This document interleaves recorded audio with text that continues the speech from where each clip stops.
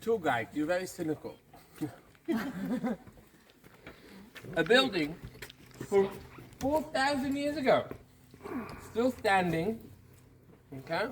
Please, you should say something like, Wow! Something like that. That was my first time. That's the problem. Second time. And what you see in front of you is what Avraham Biran discovered. Now, interesting enough, he discovered more things that I didn't explain about. As an example, the steps that you see going up, those are the original steps that were found here. They dug them up. If I have to go up, what's happening on the other side? Look at the model here. This is the other side of the model. That's the inside part. You have to go down. So there's steps on the other side as well. Okay? So there's steps going up to the gate and steps going down to the gate into the city. Because where's the city? Inside, lower, you remember? On the lower part. Okay? Continuing. What did he find more? Onto the right at the tower, the northern tower that you see onto the right, there's kind of steps going towards the building. I don't know if you can see, but there's quite a lot of rocks there piled up, and they're doing the following thing. They're leaning on the tower. Again, they're leaning on the tower. Why would you have something from stone leaning on a tower? Glacis. So you'd say glacis, but it's not a glacis because that one doesn't have that one. Doesn't have a glacis as well. But that one is leaning on the tower. And what happened is that Avraham Biran did the following. He decided to open up the gate. Now, you can see that the gate inside has two different colors. I don't know if you see, but look a second. There's a very light kind of brown on the edges next to the bricks. Can you see it? Yeah. A lighter brown. And then there's a darker brown inside. Can you see that? Yep. So what Avraham Biran did was to cut through that dark part. Okay? He went all the way through to the other side. And then people could walk through the gate to the other side. And what was happening at that time, that they saw that when they opened up the gate, it was starting to shift and move and collapse. And then they said to themselves, maybe that is why that is there. What is that doing? It's supporting the tower not to collapse. Now the interesting thing is, Avraham Biran got to the origin of why this gate was closed. Why was it closed? Because it was falling and collapsing. And they couldn't stop the collapse. So what did they do? Shut it. Put ramparts on it, so now it's part of the wall, and later on we'll open a gate somewhere else, okay? So the reason we today can see this gate in a complete form is just because it was preserved already then at the 18th century BC. How do I know that? Because when you take out the material from the light brown, that is the original pot that was stuck inside, and you take out the pottery shreds from inside that light brown, what you find is pottery only from the 18th century BC. That means nothing later is in that material of the closing of the gate. So we think that this gate was shut at the 18th century BC. It was then later on piled up on it, and then another gate will be opened. Now, if I go back to my story, that is a nice story. If Abraham did come to Tel Dan, and he did go in the middle of the night, look at that, that's east. That's the castle of Nimrod, that's Enkinia, that's the Golan Heights on to your right, and that's the Hermon on to your left. If you want to go to Damascus, right from here, Nachal Star, going up, and then you get right to Damascus, you are right on the right track.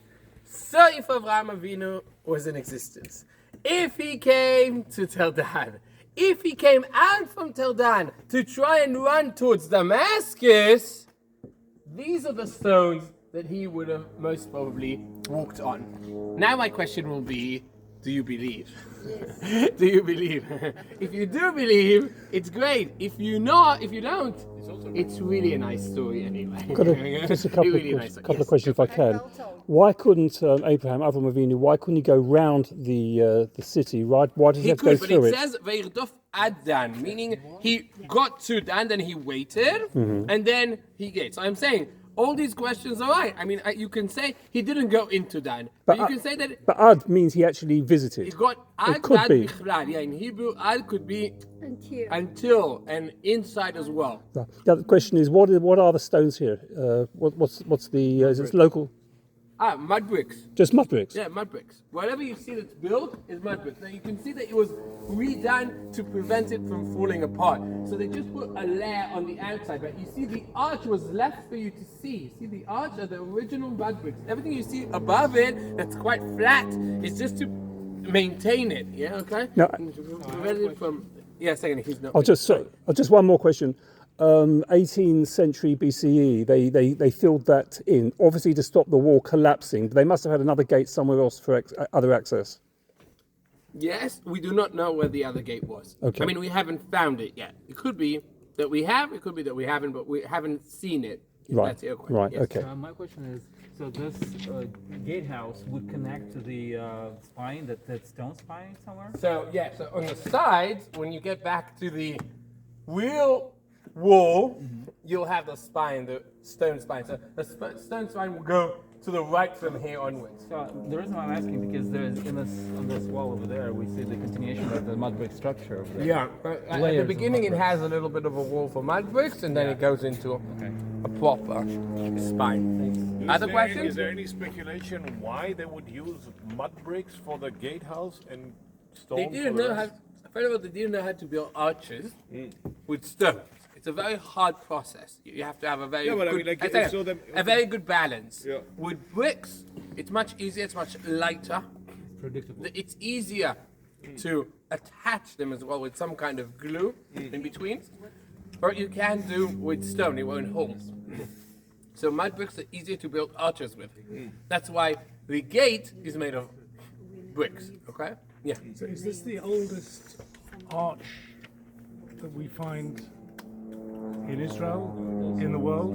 So, if you go to Ashkelon, Yeah. they will tell you, we have the oldest arch, it's from 1750, and this one is from 1700. And I would tell them, nah.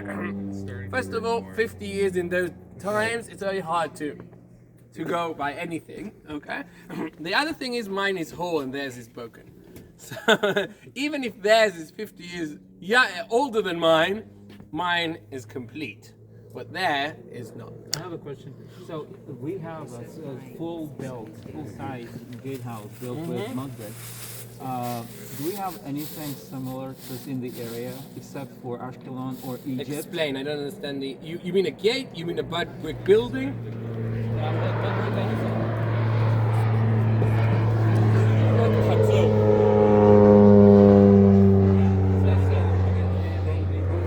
It's a bit of aerobatics. No, it's Sus in the cops.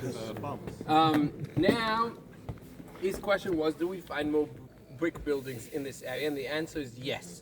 Whoever goes to Chatzor, to the highest city of Chatzor, you remember I showed you a pergola on the way, like a red pergola on Hotel Chatzor? Underneath that pergola, there's a huge building, most probably a palace / temple. We're not sure what it was used for, but that whole building was made of mud bricks. So the answer is, and it's the same period of time, it's middle points. So the answer is, yes, we know of mud bricks buildings that were made at the same period of time. Again, it will be something very nice. It's like fighting the vultures in Palma.